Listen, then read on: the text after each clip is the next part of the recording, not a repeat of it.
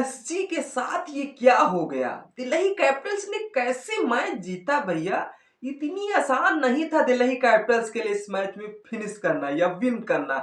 लेकिन जैसे ही दिल्ली कैपिटल्स ने आशुतोष शर्मा पे भरोसा जताया तो आशुतोष शर्मा ने पूरी तरीके से इस भरोसे को दिल्ली कैपिटल्स को तोड़ने नहीं दिया या टूटने नहीं दिया।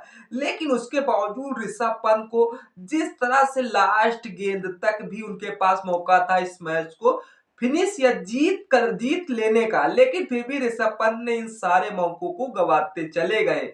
लेकिन अब समझ में नहीं आ रहा कि जिस तरह से एलएसजी के फैंस अब वह जिस तरह से खुशी के आंसू रोए या जिस तरह से इस हार के जिस तरह से आंसू रोए, क्योंकि दिल्ली कैपिटल्स के विकेट जिस पोजीशन पे थे 7 रन पे 3 विकेट दिल्ली कैपिटल्स गवा बैठी थी और जिस तरह से एलएसजी ने 210 रन का टारगेट दिल्ली कैपिटल्स को दिया था, दिल्ली कैपिटल्स इसे जिस तरह से अभी तक चेस नहीं कर पाई है। लेकिन उसके बावजूद दिल्ली कैपिटल्स ने अब की बार सोच लिया था इसे किस तरह से चेस करना है और चेस करके दिखाना है कि एलएसजी को किस तरह से मैच को विन किया जाता है। तो नमस्कार दोस्तों, सटीक क्रिकेट न्यूज में आप सभी का स्वागत है।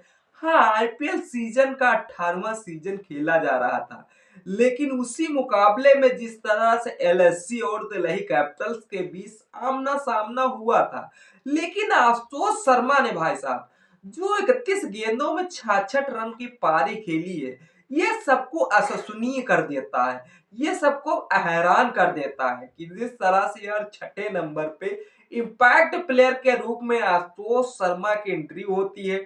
तभी सभी जिस तरह से प्लेयरों को लग रहा था जब दिल्ली कैपिटल्स को इतने इस तरह से प्लेयर कुछ खास नहीं कर पाए तो ये इम्पैक्ट प्लेयर आशुतोष शर्मा के एलएसजी का कुछ उखाड़ पाएंगे। लेकिन गुरु हर प्लेयर में कुछ अलग खास बात यूनिक बात होती है, इस आशुतोष शर्मा में भी कुछ अलग ही बात थी। तभी दिल्ली कैपिटल्स ने इम्पैक्ट प्लेयर का रोल आशुतोष शर्मा पे निभाया था। आशुतोष शर्मा पर दिल्ली कैपिटल्स को पूरा भरोसा था कि इस मैच को फिनिश या विन करा सकते हैं तो आशुतोष शर्मा ही करा सकते, क्योंकि दिल्ली कैपिटल्स जानती थी कि 210 रन टारगेट करना यह हमारे लिए कितना भयंकर साबित हो सकता है और भयंकर साबित हुआ। जिस तरह से लोग कह रहे थे एलएसजी की बॉलिंग भैया कमजोर है, एलएसजी में वो स्ट्रेंथ नहीं है या स्ट्रेंथ वीकनेस नहीं है।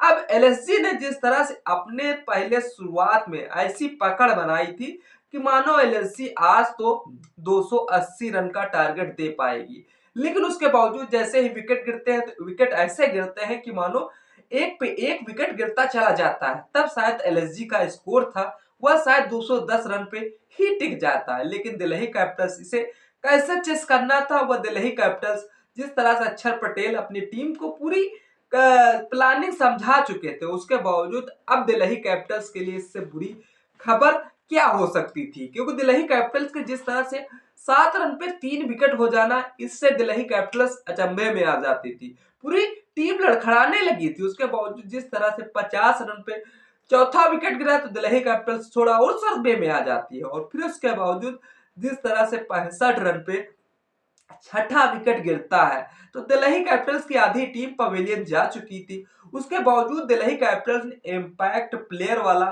फैसला जो लिया अक्षर पटेल ने, वो शायद सही साबित होता है। लेकिन अक्षर पटेल ने आशुतोष शर्मा पे पूरा भरोसा था, क्योंकि 210 रन चेस करना या आशुतोष शर्मा ही चेस करवा सकते थे, क्योंकि जिस तरह से आशुतोष शर्मा इस पिच पे खड़े थे विपक्षी जिस तरह से विपक्षी टीम को लग रहा था कि आशुतोष शर्मा ही इम्पैक्ट प्लेयर का रोल अहम निभाने आए हैं। जिस तरह से अब समझ में नहीं आता कि जिस तरह से दिल्ली कैपिटल्स ने एक ओवर में 6 रन बनाने थे, उसके बावजूद ऋषभ पंत ने जो मिसिंग की है भैया, वो शायद संजीव गोयनका एलएसजी के फैंस कभी नहीं भूल पाएंगे।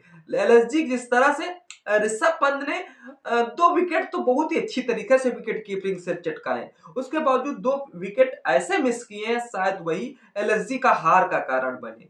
हार का कारण जिस तरह संजीव गोयनका भी मनी मन सोच रहे होंगे हमने 27 करोड़ रुपया शायद ऋषभ पंत को ज्यादा दे दिए, क्योंकि जिस तरह से उन्होंने टारगेट 26 करोड़ का बनाया था लेकिन 1 करोड़ रुपया ज्यादा दे दिया। चलिए ये मैच का मैच में कुछ भी हो सकता है, लेकिन जो आशुतोष शर्मा ने किया वो अविश्वसनीय था, क्योंकि आशुतोष शर्मा इससे पहले जिस तरह से पिछला सीजन 2024 का किंग 11 पंजाब के लिए खेल रहे थे, उससे 2023 का सीजन वो गुजरात टाइटंस के लिए खेल रहे थे। लेकिन दिल्ली कैपिटल्स जिस तरह से अपनी अपनी मेगा एक्शन में आशुतोष शर्मा को खरीदती, उसके बावजूद आशुतोष शर्मा ने दिल्ली कैपिटल्स को पहले मैच में जीतकर दिखा दिया कि अपने बड़ी बल्ले में दम है। क्योंकि जिस तरह से यार आधी टीम पवेलियन चली जाए, उसके बाद बावजूद जब प्लेयर आए और बॉलरों से वो सहारा ले आशुतोष शर्मा, तो शायद दिल्ली कैपिटल्स से इससे अच्छी बात क्या हो सकती थी। दिल्ली कैपिटल्स ने वो कर दिखाया, सभी टीमों को हैरान कर दिया अभी तक। जो शायद इतने मैच बुरी तरीके से एलएसजी हारी है ना, इसका हार का कारण सिर्फ ऋषभ पंत है। क्योंकि ऋषभ पंत को जिस तरह से इतनी मोटी रकम दे दी गई भैया, शायद ऋषभ पंत इस मोटी रकम के बावजूद ऋषभ पंत पूरी तरीके से मैच को इसे फिनिश करा देना चाहिए। उसके बावजूद जिस तरह से अपनी ही गलती अब अभी तक भारी पड़ गई, और जिस तरह से दिल्ली कैपिटल्स ने इस मुकाबले में 20वें ओवर में जिस तरह से सिर्फ भैया ये 6 रन बनाने थे, उसके बावजूद जिस तरह से मोहित शर्मा नॉन स्ट्राइक पे थे, उसके बाद मोहित शर्मा को जिस तरह से 1 रन लेकर, उसके बावजूद आशुतोष शर्मा का जिस तरह से स्ट्राइक देते हैं, उसके बावजूद आशुतोष शर्मा अच्छी तरीके से जानती थी दिल्ली कैपिटल्स या मैच फिनिश कर सकते, क्योंकि आशुतोष शर्मा बल्ले फॉर्म था, उस फॉर्म बरकरार रहने के लिए आशुतोष शर्मा ने वो किया जो दिल्ली कैपिटल्स को सालों साल याद रहेगा। इस पल को एलएसजी को ये हार का पल शायद कभी भी नहीं भूल पाएगी। एलएसजी के पास पूरा मौका था इस मैच में पकड़ बनाने के पास, लेकिन एलएसजी ने इस मैच को शायद ऐसे जाने दिया कि शायद उसे खेमे में बस रुकना नहीं था, क्योंकि एलएसजी के पास पूरी लास्ट तक उसके पास चांस थे। लेकिन वही कहते हैं ना, जीत के पहले खुशी नहीं मनानी चाहिए। जिस तरह से निकोलस पूरस, मिचेल मार्श, उनके प्लेयरों ने अर्धशतक मनाए, उसके बावजूद 70-72 रन बनाए, तो यही एलएसजी को लग रहा था कि आज मैच भैया हम जीत का श्री गणेशाय करेंगे, 2 पॉइंट से साथ लेकर आज टीम को फिनिश करेंगे। उसके बावजूद ऐसा चमत्कार हुआ एलएसजी के साथ, एलएसजी इस पल को कभी नहीं भूल पाएगी। क्योंकि जिस तरह से 31 गेंदों में आशुतोष शर्मा ने 66 रन बनाए, तो शायद इस पल को दिल्ली कैपिटल्स ने कैसे भूल सकती है। दिल्ली कैपिटल्स जिस तरह से हमेशा से यह दिल्ली ने टॉस जीतकर पहले गेंदबाजी का फैसला लिया था, उसके बावजूद दिल्ली कैपिटल्स के लिए एक समय लग रहा था कि यह गलत साबित हो गया, क्योंकि जिस तरह से एलएसजी के बल्लेबाज इतना रन मार रहे थे कि जिस तरह से दिल्ली कैपिटल्स का कोई तोड़ नहीं निकल पा रहा था। और जिस तरह से दिल्ली कैपिटल ने 7-7 प्लेयर के तौर पे अपना गेंदबाजी कराई, लेकिन फिर भी विकेट ढूंढने में असमर्थ रहते हैं प्लेयर। लेकिन सबसे बड़ी समस्या यह कि विशाखापट्टनम में 209 रनों का टारगेट जब एलएसजी ने दिया 8 विकेट खोकर, तो शायद दिल्ली कैपिटल्स को 210 रन इसे चेस करने के लिए बनाने थे। जिस तरह से मिचेल मार्श ने 72 और निकोलस पूरन ने 75 रनों की पारी खेली, तो एलएसजी के लिए इससे खुशी खबरी की क्या बात हो सकती। भले ऋषभ पंत ने 6 गेंदें खेलकर 0 रन पे आउट हो गए, लेकिन उसके बावजूद जैक फ्रिजर 1 रन, अभिषेक पोरल 0 पर, समीर रिजवी 4 रन बनाकर आउट हो गए थे। 7वें नंबर पर जब आशुतोष शर्मा 31 बॉल पर 66 रन पर खेलकर दिल्ली को जीत दिलाई, उन्होंने 5 चौके 5 छक्के लगाकर। आशुतोष ने ट्रिस्टन स्टम्प के साथ 48 रन की साझेदारी खेली, जो कि विपराज निगम के साथ 55 रन भी जोड़े। आखिरी विकेट के लिए 6 बॉल पर नवादा 19 रन की साझेदारी भी हुई।